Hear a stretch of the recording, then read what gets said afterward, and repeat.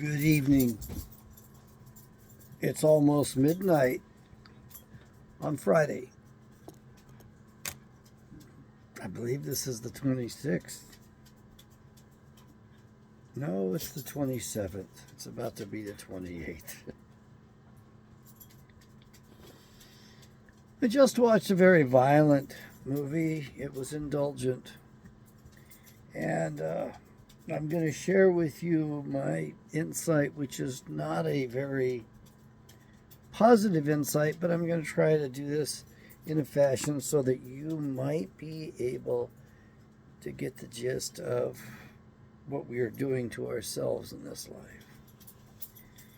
What very few people realize, and I realize this, but yet I screw up anyway and watch things I shouldn't watch,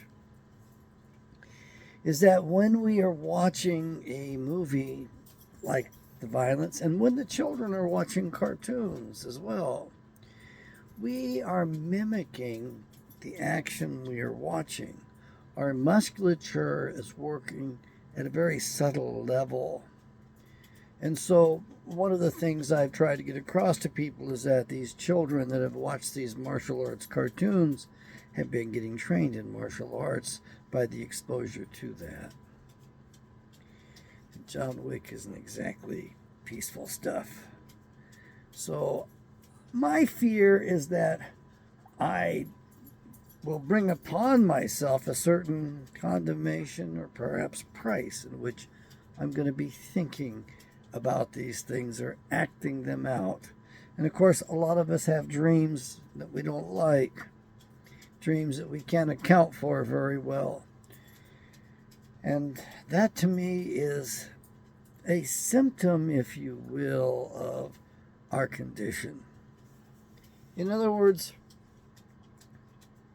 I need to put more good stuff in me, less bad stuff. Now, I've never watched the John Wick movie before in my life, and it was announced as episode number 5 full movie, but it was actually number 4, and it looks like it was the end of John Wick because we've got his tombstone at the end of it.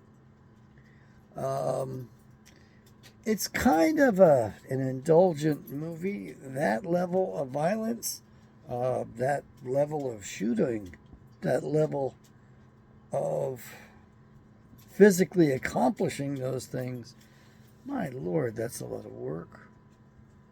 Nobody can fight like that, but please don't get me wrong. I know that in the past there have been men who have fought from sunrise to sunset. As a matter of fact, they die with their weapons in their hands because they can't release the grip on the handles of their swords. The Sikhs were famous for that because they knew they were going to die. They knew it, and they went out and fought anyway. And they were like windmills, whirlwinds, killing machines, because they had thousands that they were up against. And that's what they did in the 1700s. Then the Sikhs actually held one fort, and they knew that every one of them was going to die, but they also knew that the British were going to be able to shore things up and that their deaths were not in vain. And the British did relieve them at that fort. I don't remember the details. I always wanted to go to India. I never have gone there. But what I'm getting at is that I do not want my spirit imprisoned so that I am doing these things that I find abhorrent. That's all that I can tell you. And the sad thing is that they have us watching these things, and we're drawn to it.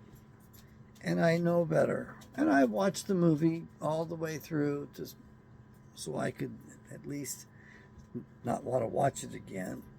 And I missed a lot of the action. I mean, that thing was jam-packed. I couldn't detect a lot of it. It really needs to be seen on a big screen with a better sound system and better ears than what I have. I do have my hearing aids in at the moment. That's why I'm not but I'm using the microphone on the cell phone, and the heater is running in the background on low. And you can hear the dog's nails on the tile. Just took her for beauty treatments yesterday, and her nails were ground down, but they're still a little too long when I can hear her on the floor like that. She's such a sweet girl, though. Yes. Such a sweet girl. She's getting sweeter with age, and I'm enjoying that quite a bit. They even had a Malinois in the movie that was quite well trained and had a little humor with the dog, but I think my dog is a little bigger than that one that was in the movie. The one in the movie was quite beautiful. Mine's very beautiful too. I am going to make a better effort myself to read the Bible, and I know there's violent stuff in the Bible as well. But what I'm getting at is that the way we were made, these impressions are much deeper than what you think. And I know you think that you can sit there and watch a couple kissing on the screen and it's not having an impact on you. But I have to tell you that you actually are probably pursing your own lips, your own musculature. I know this because of the research that I did as a psychologist. And so those neurons fire off just barely. We can measure it, though. We can measure the current. And we recreate what we're watching. So that's just a little bit of an idea as to spiritual warfare. And I know you're going to say, well, that's our spirit. It's totally separate. No, it's not totally separate. That's a big lie that came about when Descartes was having people rob graves so that he could dissect and draw up color photographs of human beings, because he made a lot of money publishing those. And the Pope split the baby with him as long as Descartes recognized that the seat of the authority resided in the papacy, the throne of the papacy. You may have the body, you may keep the body, was what the Pope told him. Well, you can't really split it. And I know that from the Eastern traditions that I harmed my inner self. And I did. But this inner self, believe it or not, is just this inside of the skin. That's all that is. There's a self that surrounds, and it's a little bit larger. And this, on children, it's massive. It's much bigger. But we kind of raise them and groom them out of that. We get them to tell lies that are convenient to us adults because we don't want to hear the truth.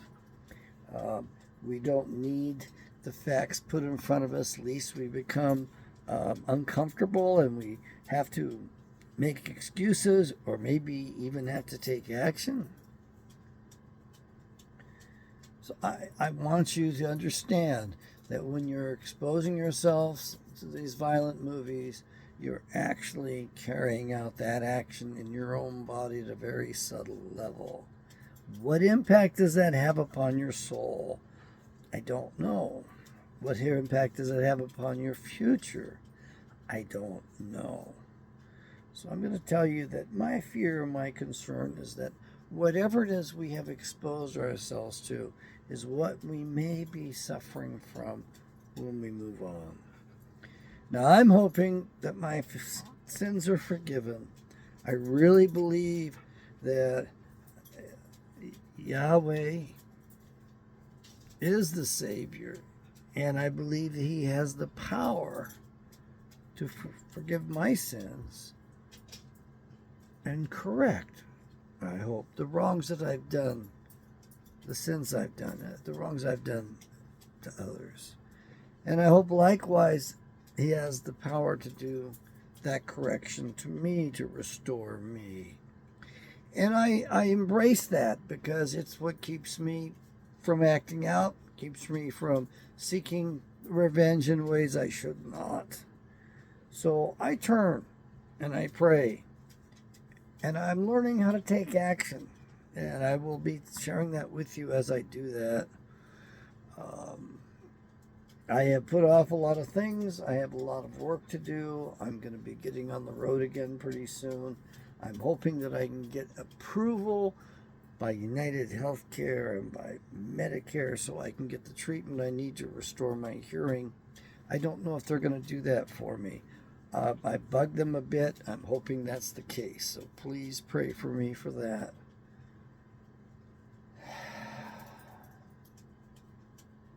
I know that we like what we call action movies, but when you get down to it, it's bloody violent. It's really violent. Nobody lives that way.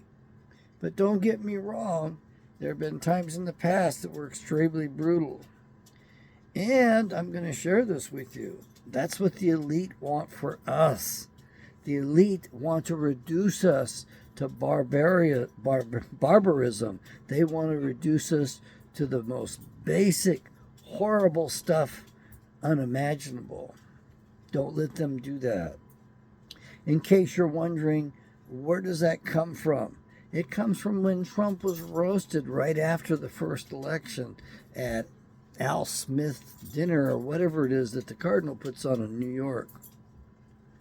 Now, I didn't see that dinner put on this year, and they didn't film that and put that up. I'm going to look for that to see if I can see the presentation. But they may not have done it this year. And that would be a big deal if they didn't do it.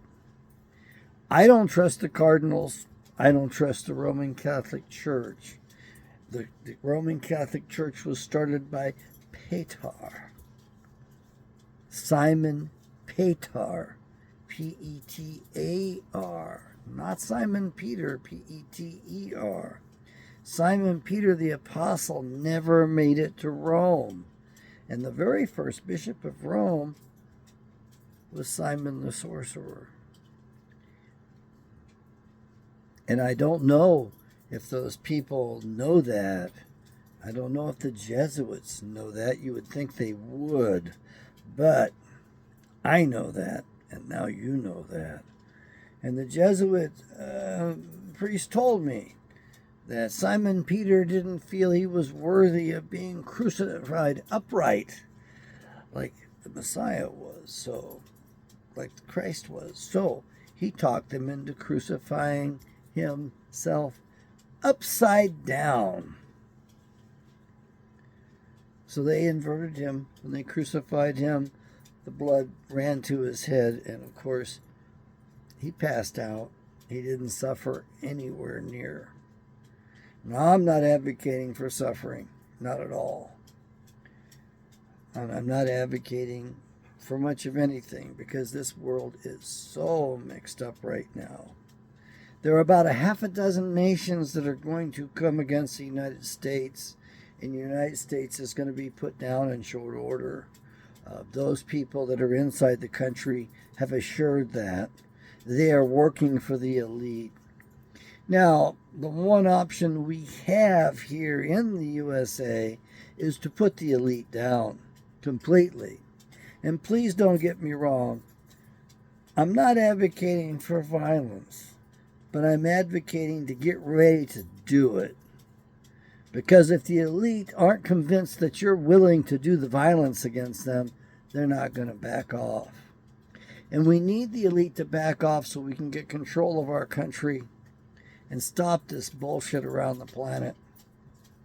I don't think that they're protecting us or defending us from anybody. I think they're busy running roughshod on those poor people outside of America and stealing all of the resources in their country. I think that's what this whole fight was in the Ukraine, except I think it was for a little bit more. You see, the real homelands of Bibi Netanyahu and his people are from the Ukraine, from ancient Khazaria. He's no Israelite. And you need to understand there was no Jewish faith until 200 AD. At the earliest, there were no Jews at the time of the Old Testament books. There were Israelites, and there were Idumeans or Edomites. and there were the other peoples of the planet. And at this point, we have gotten mixed up and we have become one species at this point with all the race mixing and everything else that's going on. Now, I don't believe that Yahweh wants it that way, to be honest with you. I think he loves his creation the way he made it. However, we may be going through speciation, extinction and speciation here in short order, which means a lot of us aren't going to make it. And it also means that we may actually see children born to women that are of a modified human being at a higher level. That's what I hope is coming, because we could use a good lift at this point. I don't know if we're ready for it. We have too much weaponry going on with too much potential to destroy the whole planet right now. And the Earth, I thought, was designed so it would renew itself perpetually and we would stay here forever. But I now realize that that's not the case, that eventually the Earth will not support life. Eventually that'll happen. So I'm learning more as we go. So every 12,068, that's sun novas. Apollyon, the angel of the bottomless pit, is in the sky over our heads. And it gets irritated with the space dust, or gamma radiation is another perspective for that. And it blows it off. It gets irritated and it blows that shell off of itself. And that shell hits the Earth every 12,068 years. A lot of people want to disagree with me on that. Prove it. I know you want me to prove it. Well, I can point to a lot of proof. I paid dearly for my education. I highly recommend Doug Vogt's book. I highly recommend the Bible, because I don't know that Doug has it right, and I give the Bible precedent over Doug. But I think Doug understands the Bible better than most of us do today. So he gave us a date, Doug did. Doug passed away a year ago on December 13th. And he gave us a date. And his videos are out there. You can watch his videos and his presentations. And he will tell you October 16th, 2046. And he modifies it and says it could be 60 days earlier or 60 days later. So there's a window of about 60 days. It'll happen during that time. And I've looked at the history period during this Earth age, and it appears to me as though Doug might be right and he might be wrong. He says that that is the anniversary of the day that the heaven opened the floodgates for Noah's flood. But that wasn't 12,068 years ago. That was only about 34 years ago. But I also assume from my reading of the Bible and listening to the Russian physicist from the 1800s, I also made the assumption that the ice age might only last 9 months, and then things might thaw out and we might come back to life here on the planet after the purification. Wash my sins white as snow. Purify the earth from all the damage we've been doing to it. Plus, grow the earth. Plus, irradiate human beings here. Doug Vogt, I should say is his name, V-O-G-T. He believes that a Neanderthal woman gave birth to a modern human being. And I'm going to entertain that as possible. So maybe one of these current modern humans will give birth to the next species that will dominate, survive the next Earth age. I don't know. I also don't know if we're getting better each Earth age. We hear wonderful stories about what used to be. And I can't tell if we're regressing or progressing. My understanding is the people in the last age had a much better law system than what we have in this age. I don't doubt it. I don't doubt it at all. So I'm going to ask you to read the Bible. Join me in that. I'm going to ask you to correct me if you know that if I'm wrong. And I might say the wrong word or spell the wrong word, or I might get a little confused in my delivery sometimes. Or I won't remember something right at the moment that I really should be able to remember. Those things you can correct me on if you want. I don't edit these things. Sometimes I re-listen, sometimes I go over them again, and then I remember, gee, I was going to take it in this direction. I didn't tell them about this. I didn't tell them about that. So my purpose is to awaken my brothers and sisters in Israel. And I am studying and reading the Bible, and I'm learning more all the time. I feel I don't know enough. Not enough at all. But I am reading, and I understand that we are to be a blessing to the world. And I guess the number one way we do that is with the scriptures. Sharing our God, our faith, our religion, the law of life. That's what I like to call it. Many call it, most people know it as the Ten Commandments. I want America to rise up. I want us to actually administer full justice, not a forgive him, pat him on the back, tap him on the ass and let him go about it and do it again, or sending him out to another country and then waiting for them to do it again to us. I don't think we should be turning these bastards loose on the rest of the people around the planet anymore. But we have a problem. They are genociding us, and they've been very successful at it. The biggest genocide in the last century was of, well, I don't like to use the term Christians, but Israelite stock. Israelites in Russia, between 66 and 135 million Christians killed by Jews. And you people out there worshiping the Jews, letting them kill people because they have a license to, because they lost 6 million. They didn't lose any 6 million. That's a lie. And I think that the reason we've been in the Ukraine is because that's their homelands and they want to get it back. And they want to extend Israel. Oh, and that is the new Israel up there in the Ukraine. They're going way beyond the borders in the Bible. It's because they're frauds and they know they aren't Israelites. They aren't Semitic peoples either. They're anti-Semitic above all else. They worship Molech. That's the sigil, the patch that they fight under. Has several meanings. It's the ancient Khazarian war banner. It was a country that loved war. And it was the Russians that drove them off, together with the Belarusians, the Belarus, that drove them off into Poland, into Lithuania, the Baltic states, and into Europe and the rest of the world.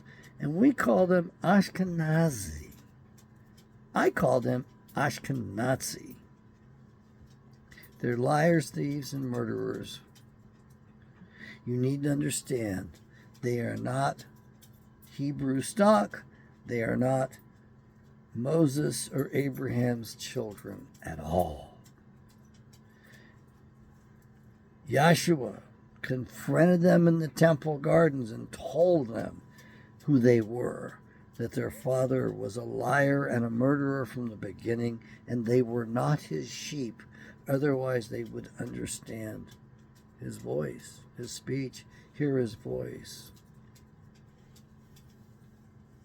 That's New Testament.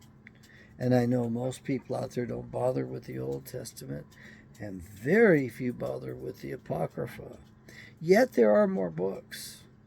According to the Ethiopian, black Hebrew Israelites. I know my white buddies have a cow when I say that, but let's face it. Should we not share our Bible with them? Should we not share our Savior with them? I say we let them read the Bible, and we tell them, hey, when you find yourselves in the Bible, when you find your right way to salvation, it's their responsibility to find it. It's not ours. They need to tell us about it. I want to hear it. I don't know about you, but when they find it, I want to hear it.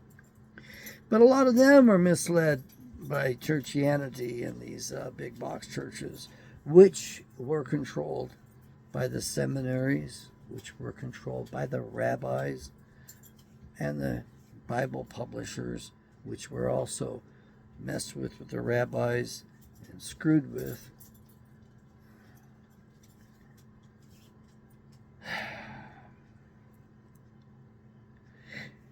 It's not that we are to keep this to ourselves.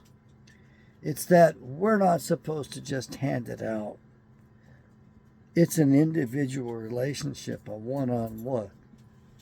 So we're not going to be inviting in these minorities into the churches saying, okay, the whole minority gets saved. No, it's a one-on-one deal.